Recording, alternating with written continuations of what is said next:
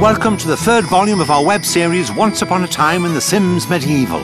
Come with us as we open the pages of this piece of history to discover how to create your own hero authentic to the period. Will you be a hardy knight, tyrannical monarch, or sneaky spy? It's up to you to write your own story. But enough talk. Let us return without further ado into Once Upon a Time in The Sims Medieval. In the last episode, we took a peek behind the scenes of the studio to check out the decor, costumes, and the sounds of the game.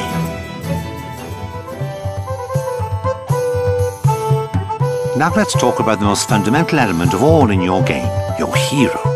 Use your own very creative workshop and make your hero as gorgeous and as unique as you like. In a couple of mouse clicks, it's possible to entirely transform your character's appearance, hairstyle, facial features, body shape, and of course, outfit.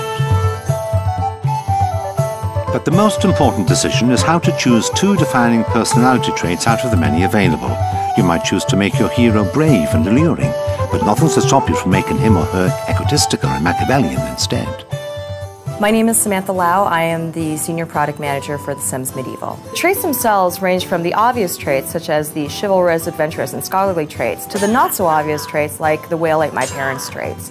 These traits come with unique actions, wants, and needs that will really make the Sims come to life and have distinct and unique personalities. But every hero has a fatal flaw in The Sims Medieval, and yours is no exception. Choose wisely because it will influence the whole game. Hi, my name is Bernstein. I'm the senior producer for The Sims Medieval. The fatal flaw is actually something that can make it harder for your Sim to be successful in the world. So for example, your Sim might be a drunkard. A drunkard might not get any work done and be in constant search for alcohol, whereas a workaholic might get all of his work done but be in constant poor health due to lack of sleep. Each trait and flaw will need to be dealt with differently, and you'll see very different results depending on which ones you've chosen. If your hero proves his or her bravery and courage throughout the epic quests, this fatal flaw could become a legendary trait. The life of your character can change just like that. A scared cat can become an audacious adventurer, a recluse a charismatic leader, but we won't reveal too many possibilities. It's up to you to discover exactly what kind of legend your medieval Sim will become.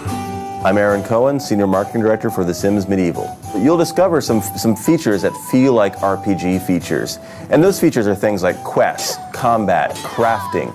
And those features really serve as a backdrop to tell stories. The Sims Medieval is still very much a game about telling stories. It's probable that you will find yourself face to face with the odd sword fight during the course of your adventures. Seize the moment to discover a completely new side to The Sims. At the same time you're questing, you are worrying about your Sims' day-to-day lives, what their responsibilities are, what their jobs are, who they have relationships with. So you're constantly managing their day-to-day functions. Your Sim might become the biggest legend in the land, but he better not forget his jobs. It's up to you to choose to do them or not, but better be prepared to suffer the consequences if you don't. The inhabitants of The Sims Medieval don't like people who don't do their jobs.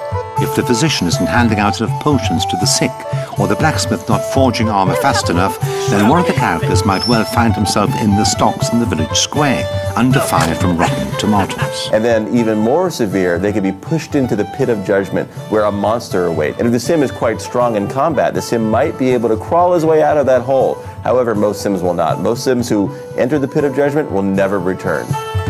That's a big risk to run if your Sim misses out on his daily chores. Or perhaps you've deliberately sent your hero to the pit of judgment to test his bravery. Remember, in The Sims Medieval, it's up to you to write your own history.